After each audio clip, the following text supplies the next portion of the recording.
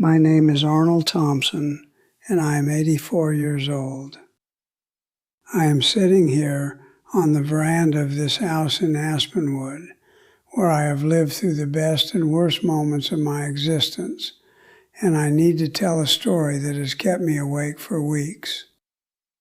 I don't know how much time I have left, but I know the time has come to speak, to unburden myself, to record what I have learned traversing almost 9 decades in this world that has changed so much, too quickly, in a way that sometimes deeply frightens me. This morning I woke up before 6, as I always do. The house was silent. I went down to the kitchen, prepared my coffee in the old Italian coffee maker I bought in 1962, and watched the mist dissipating over the mountains. In that morning silence, I noticed something disturbing. My granddaughter Julia, who has been living with me for 3 months, hadn't appeared yet. I went up to her room and knocked on the door. Nothing. I opened it slowly, and there she was, lying in bed, eyes open, but completely absent, frantically fiddling with her phone. She didn't even notice my presence. I called her name twice until she finally lifted her face, but her gaze was empty, distant. Julia is 23 years old.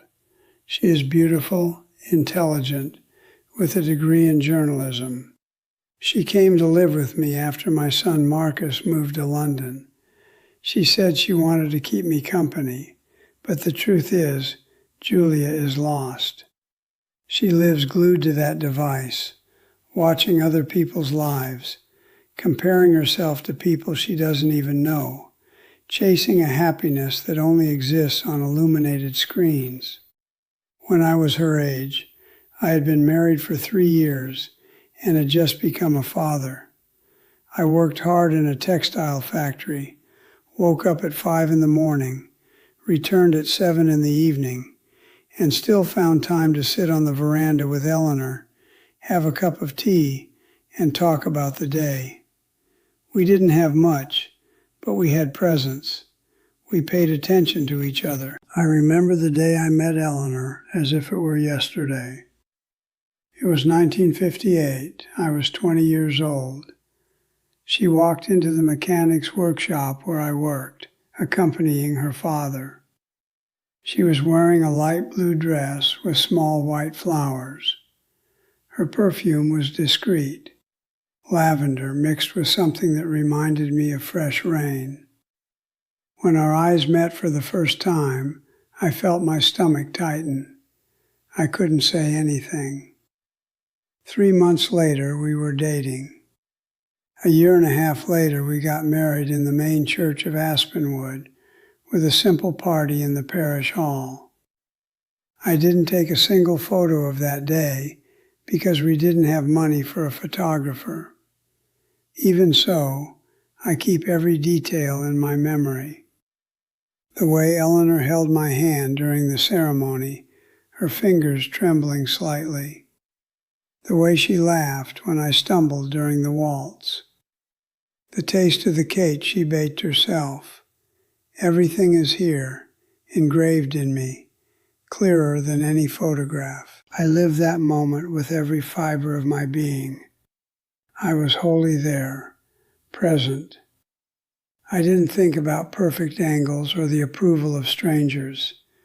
I absorbed it with my soul, and that's why the memory remains vivid, real.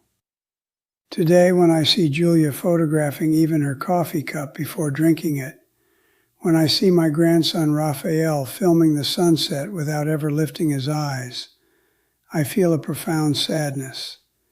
They are not creating memories. They are creating files. They become cinematographers of their own lives. Last week, I tried to talk to Julia about it. She was in the living room, swiping her finger across the screen for over an hour. I sat next to her and asked what she was finding so interesting. She showed me photos of influencers traveling, renovated houses, sculpted bodies. I asked if she knew these people. She said no. She just followed them because she found it inspiring. But I saw it in her eyes. I saw the comparison happening. I saw the dissatisfaction growing. I saw my beautiful and capable granddaughter feeling small in the face of edited false lives. I tried to explain.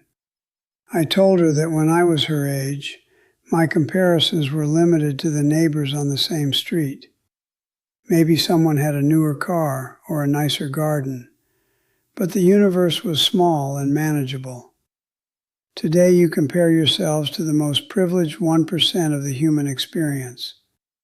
You confront the imperfect backstage of your lives with the carefully staged front of others. And that sickens the soul, Julia. She listened in silence, but I realized my words didn't penetrate.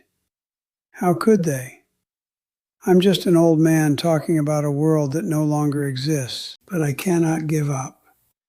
Because what I see happening to my granddaughter, to this entire generation, frightens me more than any war I witnessed, more than any crisis I went through. I see a multitude of people physically present, but spiritually absent. I see shadows walking through the world without truly inhabiting it. Last night, Julia received a call from her boyfriend. They broke up. I heard her crying in her room and went up to comfort her. When I entered, she was sitting on the bed, tears streaming down her face, but her fingers kept sliding across the screen. Even crying, she couldn't stop scrolling through her feed. I sat next to her, gently took the phone from her hand and hugged her. She collapsed in my arms. I stayed there holding my granddaughter as she sobbed, and I thought of all the times Eleanor held me like that. When I lost my father, when the factory closed, when our youngest son was born with health complications. Eleanor never had a phone to distract her from the pain. She simply stayed with me in the discomfort, in the sadness. And it was in that empty space that healing happened. It was there that I processed, matured, transformed. Julia fell asleep in my arms that night. When I put her in bed, I saw her phone on the nightstand.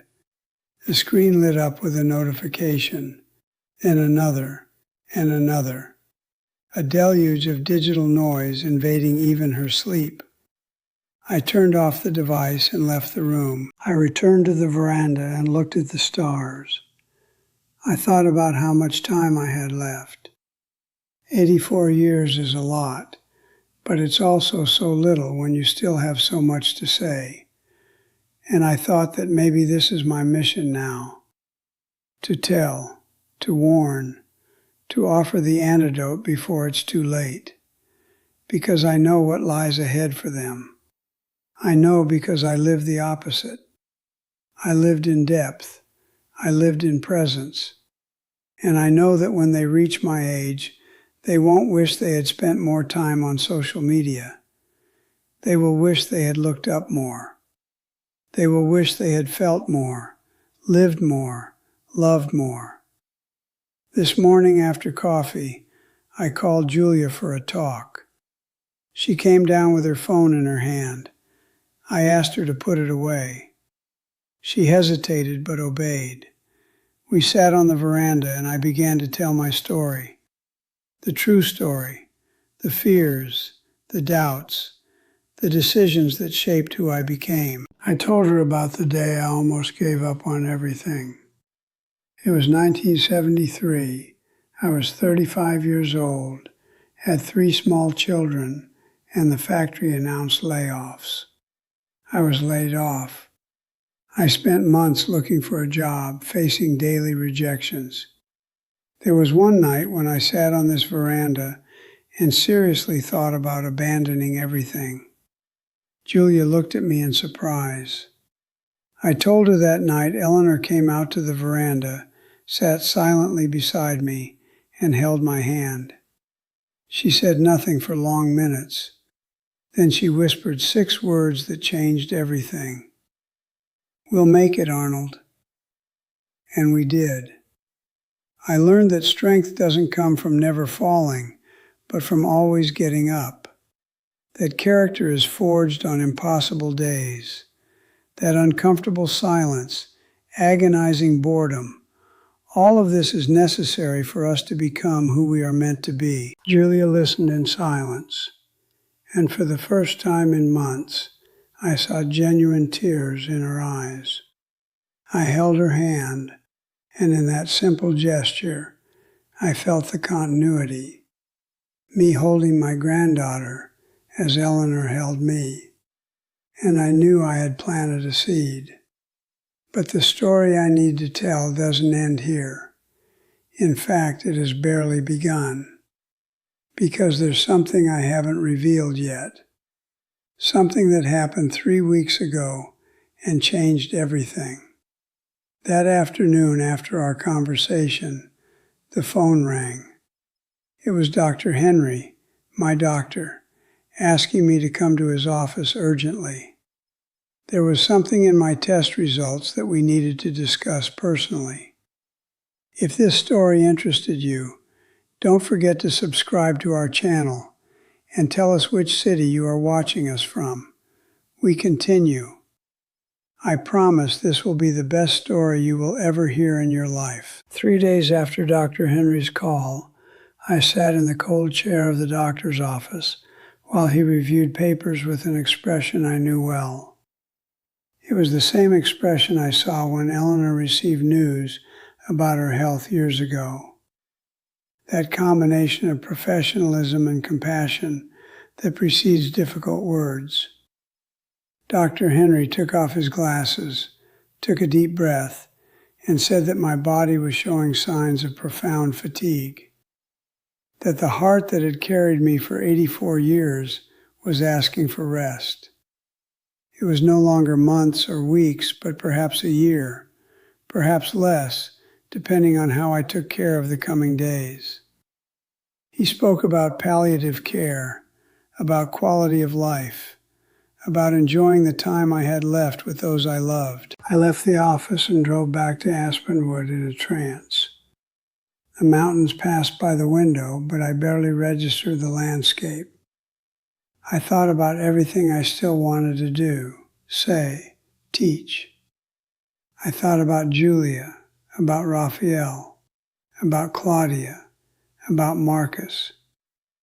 I thought about how much time I had wasted thinking there would always be tomorrow. When I arrived home, Julia was in the living room, but for the first time in weeks, her phone was far away. She was holding an old photo album she had found in the cupboard. They were faded black and white photos of me and Eleanor. I sat next to her, and we flipped through them together in silence. Each photograph told a story. Our wedding, Marcus's birth, our first home, simple birthdays with homemade cake, modest trips to the coast. None had filters or editing, but they had life. They had truth. Julia pointed to a specific photo. Eleanor and I on the veranda of this house, she pregnant with Claudia, me with my arm around her, both smiling. The photo was shaky, out of focus, but the love was clear. I told her it was Mr. Augustus, our neighbor, who took it. He had gotten a new camera and was testing it. Most of the photos turned out horrible, but this one captured something special. It captured the exact moment Eleanor told me she felt the baby kick. Mr. Augustus clicked without knowing he was capturing a miracle. Julia held the photo carefully, as if it were a sacred object. And she said something that surprised me. She said she wanted to live like that. She wanted to create real memories, not empty files. She wanted to be present. It was then that I decided to tell her the truth about the appointment, about the test results, about the time I had left. Julia was paralyzed. Tears began to fall even before I finished explaining. She hugged me tightly, like a frightened child, and I held her as I had held her since she was born, 23 years ago. But now it was different. Now I could no longer protect her from the world, from the pain, from the approaching loss. I could only prepare her, equip her with the tools I spent a lifetime forging. In the following days, something extraordinary happened. Julia put away her phone. Not completely, but she started to set boundaries. An hour in the morning, an hour at night, and the rest of the time she lived. We started walking together every afternoon through the streets of Aspenwood. We talked, truly, without interruptions. Just grandfather and granddaughter, exchanging stories, building bridges between generations. I took her to the places that were important to me. The old factory where I worked, the church where I got married, the small square where I asked Eleanor to be my girlfriend. Each place had a story, and I recounted it with details I had never shared. Julia listened with an attention I had never seen in her. She asked questions. She wanted to understand not just the facts, but the feelings. One afternoon, walking through the historic center, Julia asked me about regrets, if I had any. I thought carefully before answering. I said yes, of course I did. I regretted having worked so much in the first years of marriage and missing moments with Eleanor. I regretted not having told her more often how much I loved her. I regretted silly little arguments that stole precious afternoons. But I also said that my regrets were different from those she would probably have if she continued on the path she was on. My regrets involve things I did or failed to do in real life, with real people, in real moments. I don't regret spending little time in front of a screen. I regret not having lived even more intensely the moments I did live. Julia remained silent, processing. Then she said she was scared of losing me, scared of forgetting, scared of not having enough photos, enough videos to remember me. I held both her hands, looked deep into her eyes, and said she would never forget me. Not because she had photos or videos, but because she had true memories. Because now we were creating moments that would be etched in her soul. Moments that no camera could fully capture. I told her that when Eleanor passed, it wasn't to photos that I turned. It was to sensory memories. The scent of her perfume that still lingers on some clothes. The texture of the wool shawl she wore on cold nights. The sound of her laughter that echoes in my head. The way she said my name. None of that is in a photograph. All of that is in me. Raphael and Claudia came to visit the following weekend. Marcus came from London. We gathered the family at the veranda table, the same table where Eleanor served Sunday lunches for decades. I told them about my health condition. There were tears, of course. There was denial, anger, all the phases I had already gone through myself. But when the dust settled, when they accepted that time was truly limited, I asked what they wanted to do with it, how they wanted to spend these last months with me. And the answer was unanimous. They wanted to be present. They wanted to talk. They wanted to hear stories. They wanted to build true memories. We established a tradition. Every Sunday the family gathers here. No phones at the table, no television on. Just us, talking, laughing, remembering, creating. Julia started recording some gatherings, but in a different way. Now she participates fully, lives the moment, and only then briefly records it. The priority reversed. First live, then document. Yesterday, Raphael came to see me alone. He is 15 and had always been the most glued to screens. He said he was trying to change, that he had uninstalled some apps, that he had started reading real, paper books, that he went skateboarding without his phone and felt something strange, freedom. I told him that this freedom was what we lived naturally when I was young, not because we were better, but because we had no choice. And now they have to fight to regain what we had for free. They have to be radical to achieve what was normal. But I also said that I admired his courage, because it is much harder to swim against the current when everyone around you lets themselves be carried away. It is much harder to choose silence when noise is the norm. This morning I woke up especially early. The sun had not yet fully risen. I went down to the veranda with my coffee and watched the world wake up.